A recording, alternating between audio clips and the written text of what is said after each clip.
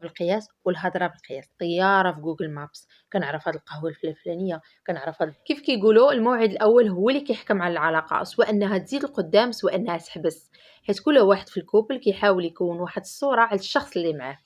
اليوم غادي نهضروا على كيفاش تباني في احسن صوره في الموعد الاول، سواء من ناحيه المظهر ديالك سواء من ناحيه الجوهر، اي الشخصيه ديالك. الا كان هذا الموضوع كيهمك ما تنساش تشتركي في القناه وتتبعي معايا الفيديو حتى الاخير.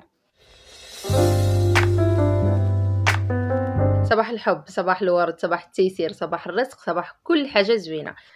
اول حاجه قبل ما تمشي للموعد الاول ديالك ضروري تخدمي على واحد النقطه مهمه بزاف وتكون عندك قناعه بها، هو انك انت غادا تلاقاي بواحد الشخص باش تشوفي واش هو غيعجبك او لا. يعني غادا تعرفي عليه واش فيه المواصفات اللي انت كتقلبي عليها او لا، لانك الا كنتي غادا بهاد الفكره ومقتنعه بها فانت غتكوني جالسه مرتاحه ودونك ثقتك بنفسك غتكون عاليه. اما الا كنتي غادا بفكره ديال واش انت غتعجبيه ولا لا فهاد الشيء غيأثر على الحضور ديالك بصفه عامه، ما غتقدريش تهضري وما غتعرفيش تصرفي، اللغه ديال الجسد ديالك كلها غتكون كتعبر على انك انت كتسني غير هو يعطي رايه فيك وتعجبيه وصافي. دونك اول حاجه قبل ما نمشيو لاول ديت ضروري نكونوا واثقين من نفسنا. اوكي انا عجبني ولكن غادا نمشي نتعرف عليه، واش الصوره اللي عندي في بالي هي نيت اللي في الواقع. ما كنهضرش غير فيزيكمون البنات وانما كنهضر عليه ككل، يعني طريقته في الهضره، طريقته في التعامل، لوبجيكتيف ديالو من الريلاسيون. شنو هما الحاجات اللي خصنا ضروري نخدموا عليهم باش نبانو في احسن صوره؟ هنا غنهضر لك على 8 ديال النقاط ضروري انك تخدمي عليهم مزيان باش تكوني في احسن صوره في اول موعد ديالك. اول حاجه لغه الجسد، غادي نهضروا على شوفة العين او الاي كونتاكت. ضروري كيف قلنا في الفيديو ديال الكاريزما، ملي تكوني كتهضري مع الشخص اللي قدامك ضروري تكوني كتشوفي فيه، هادشي كيعبر على الاهتمام ديالك بيه. تاني حاجه حاولي ملي تكوني كتهضري معاه ما تبقايش تهزي براسك بحال هكا زعما راني كنسمع لك وراني موافقه على كل شيء، حيت ممكن ياخذها بلو كوتي ديال انك راك موافقه على كل شيء اللي كيقول، وممكن كذلك ياخذها بلو كوتي كونترير ديال انك انت راك ماله وبغيتي غير يسالي الهضره صافي اوكي غير كمل غير كمل غير كمل.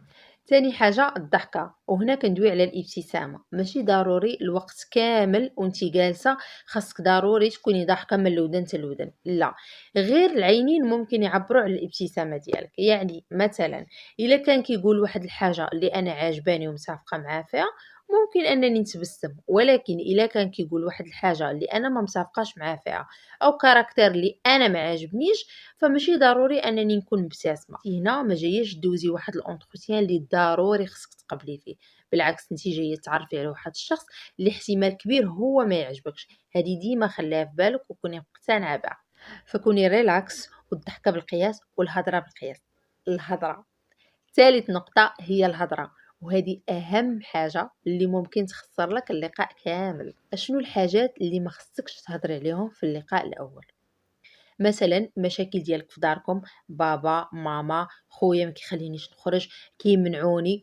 حتى الا بغيتي توصلي ليه فكره ديال ان والديك ناس محافظين خاصك توصلها ليه بواحد الطريقه اللي انت مفتخره بها، ماشي بحال كتشكي منهم. ثاني حاجه ما تعاوديش على علاقاتك السابقه، بحال مثلا كنت كنعرف فلان، مشينا درنا فعلنا، كانت عنده الطوموبيله فلانيه، هادشي ما تقوليش، ما غادي ينفعك بوالو، ما غاديش يبينك انك واعره وزوينه وكتعجبي الناس، بالعكس غادي يبينك انسانه ما مزياناش وخفيفه.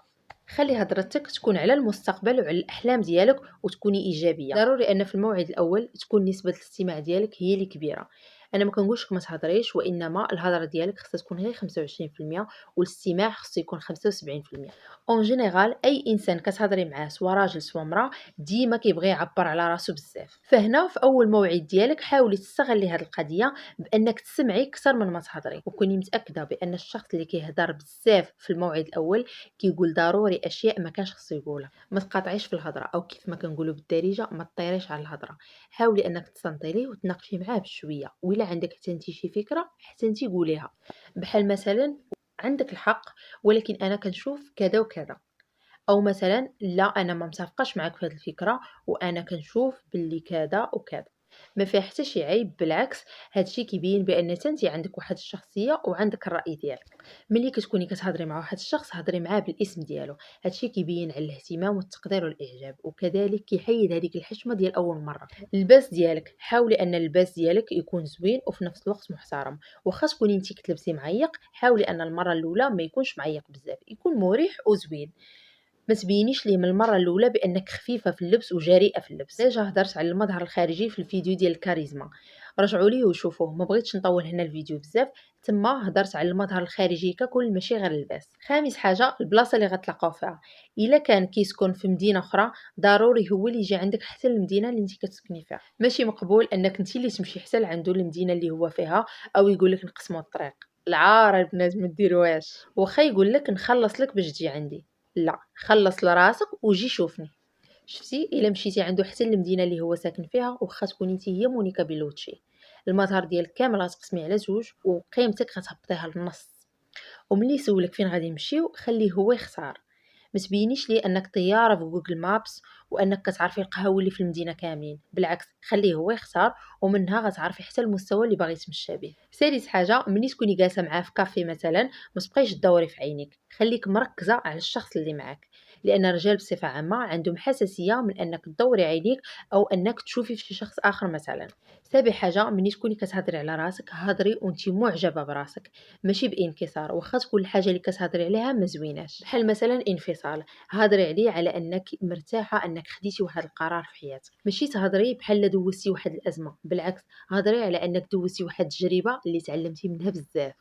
ثامن حاجه بعدي على الانتقاد بزاف، مثلا السيرفر دار شي غلط او دار شي تصرف ما هواش، ما تعلقيش عليه، او مثلا شفتي شي وحده لابسه شي حاجه او دارت شي تصرف ما هواش، كذلك ما تعلقيش وما تحكميش عليها، فهذا اصلا كاركتير خايف، فالا درتيه غادي يحس بان انت انسانه فضوليه وكتحكمي على الناس، حتى هو ما غيبقاش مرتاح معك في الهضره وغادي يولي خايف يدير اي تصرف وتحكمي عليه.